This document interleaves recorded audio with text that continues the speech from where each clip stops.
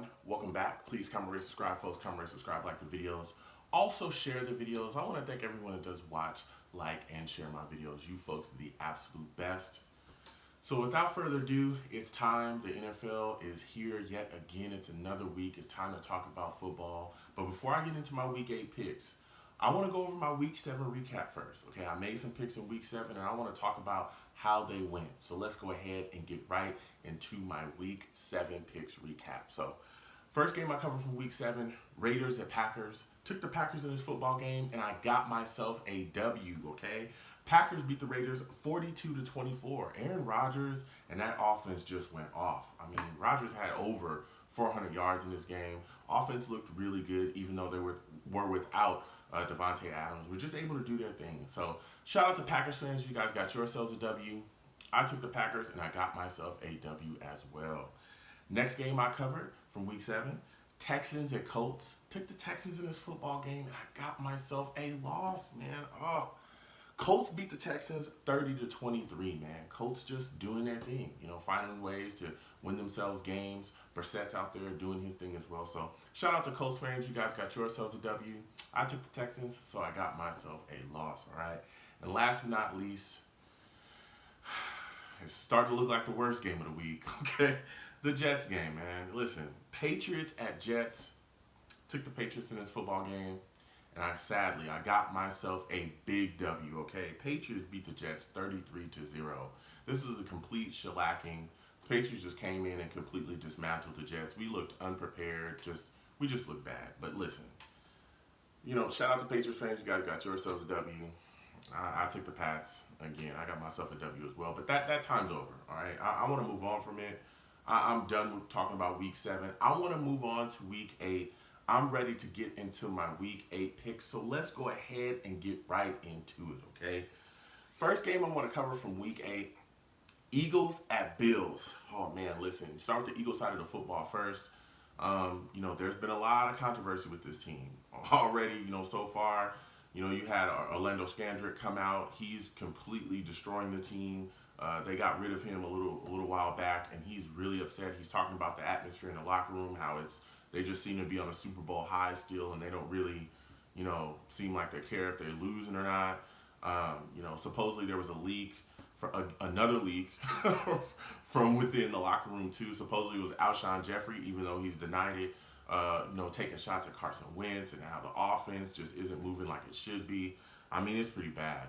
Things are not looking so good. So you also look at the injuries that they have as well. Deshaun Jackson, he's going to be out, not playing. Sproles, he's dealing with the injury. He's out. He's not going to be playing. But I think outside of those two, a big injury they have is Jason Peters, their big tackle. He's going to be out. He's not playing as well. And that's important because this Bills front is all about pressure. I mean, they got guys that get to it. This defense is really good. So if you can't get them blocked up front, or if you got a guy, like Jason Peters, I mean, this guy's a really good offensive lineman. His backup comes in, they're going to target that guy. They're going to absolutely take it to him. So I'm wondering how the Eagles are going to keep Wentz protected. You look at the Bills side of the football, this Eagles secondary is vulnerable. I mean, they give up plays. And so you got to look at Josh Allen and you got to say, hey, can you put some things together in this game? We all know that Josh Allen is kind of up and down still as far as throwing the football. There's times when he's okay. There's times when he doesn't look very good at all. But I tell you what, he's got Cole Beasley, he's got John Brown. These guys have been able to put together, a decent season so far. So if he can find those guys in some of the open spots that they're going to get to, this Bills team could really have some success in this football game because this Eagles secondary is there to be attacked. So with all that said, I am taking the Bills in this football game. 20-10. 20-10, I think the Bills, beat the Eagles in this game and really take it to them. I also think Frank Gore is going to have a solid game too, him and Singletary. I think they can attack them running the football pretty well as well. So again, I am taking the Bills to beat the Eagles 20-10.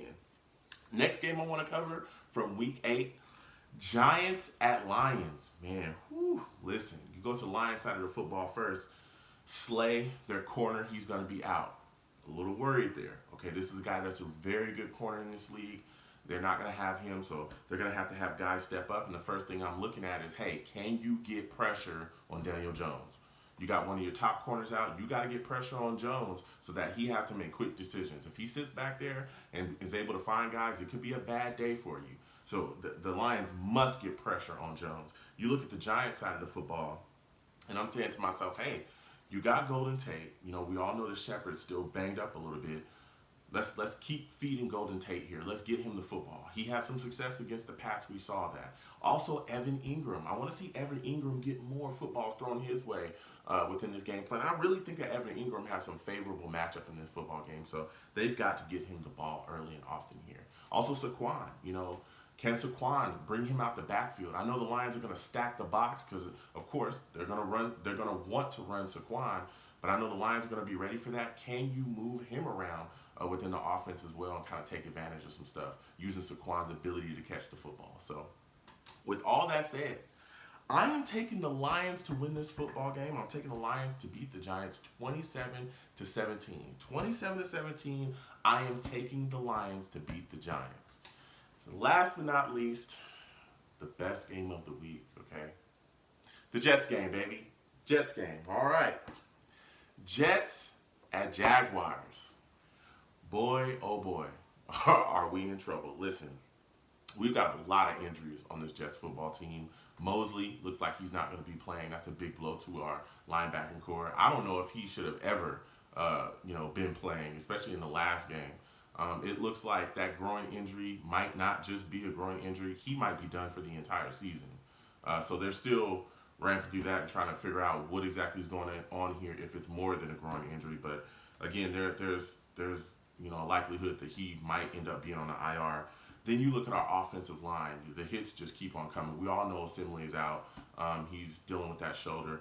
But, man, Beecham is going to be out for this game again. So that means Adoga is going to be on that left side. This offensive line has been a trash heap for far too long. And it looks like it's just going to continue against this Jaguars team. We're also dealing with Neville Hewitt. He's going to be out for the game. So you're looking at Blake Cashman and Copeland probably starting as inside linebackers. Copeland's not even an inside linebacker. He's an outside linebacker. But they have to put him there. You're probably going to see, you're probably going to see Burgess there as well. I mean, it's just a complete mess. Just a complete mess. Herndon is also going to be out too. I don't know when he's going to play this season. I really don't know. I don't know at all. He had we all know he's coming off the suspension. After the suspension, he was supposed to come back. We haven't seen him since. So it's just like, man, this is bad. This is really, really bad. And I think you look at us coming against this Jaguars team right now, they have a lot of really good players, particularly on their defense. They got guys who can get after it. Calais Campbell, Yannick, you got Miles Jack, you got the rookie Josh Allen, who I loved. I raved about going into the draft. He was one of the guys that I wanted us to draft. Absolutely. I wanted us to go after him because of what he can bring from a pass rushing standpoint, and he's done just that. I mean, he's gotten after the quarterback, and he's got himself some sacks as well. And it's just completely ridiculous to go into this game looking the way that we've looked so far. We look like we can't block anybody. So I expect the Jaguars to absolutely bring it. Do I think they'll be able to do the exact same thing that the Patriots have done to us? No. But I do think that they'll borrow some of those concepts and they'll get after Sam that way. And they'll start hitting and banging him around. You look at us defensively, man, we're a mess there as well. I talked about the injuries we had at linebacker, but then you look at our secondary who's been extremely vulnerable. Tremaine Johnson, it looks like he's going to be starting yet again. Why? I don't know. He's dealing with a little bit of an ankle injury. I mean, it doesn't matter. He's trash. Everyone's beat him that's played against him. Everyone has beat him for yardage. So I expect guys like Chark, man, that kid's a phenomenal rookie. He's a speedster. D.D. Westbrook as well, speedster. These guys are guys that I'm serious. They get the ball in their hand and they are gone. These guys are burners. I expect him to give up a couple touchdowns, I expect Tremaine Johnson to give up a couple touchdowns as usual. I'm worried about Leonard Fournette. This is the guy who, they run their offense through him. I mean, he can run the football. He gets the ball in his hand too, will run you right over. This is a physical runner. This is a violent runner. This is a guy that if you don't bring him down and he gets into that second level, everybody's getting punished. Everybody. And I don't give a damn who your name is, all right? He's going to run you over and step on you and keep it moving. Like, that's just how it works here. Even Gardner Minshew. Gardner Minshew is a guy that stepped in since Nick Folk went down with I think he had a collarbone injury. This guy stepped in and been able to fill in that spot. He's throwing the football around. He can also move outside the pocket too. This is just going to be a complete mess going into this game, and I just don't see a way that the Jets can win this game. I really don't. I mean, running the football would be extremely important against this Jags front, but our offensive line is terrible. We can't get anybody blocked, you know. And I expect the Jags to stack the box and say, okay, beat us another way.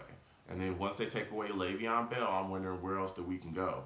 I know Robbie has given them fits in the past, especially without Ramsey, but they still got a Boye there. Even though Ramsey's gone, they still got a Boye. You know, they still got other guys. Hayden is there too.